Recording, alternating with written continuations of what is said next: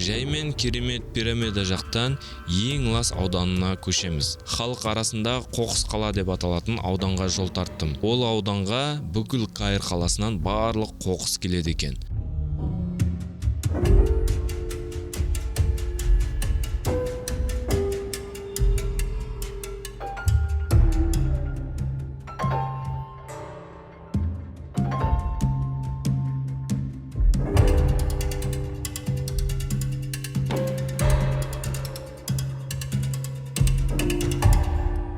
Керегін алып, қайта тапсыру орындарына тапсырады.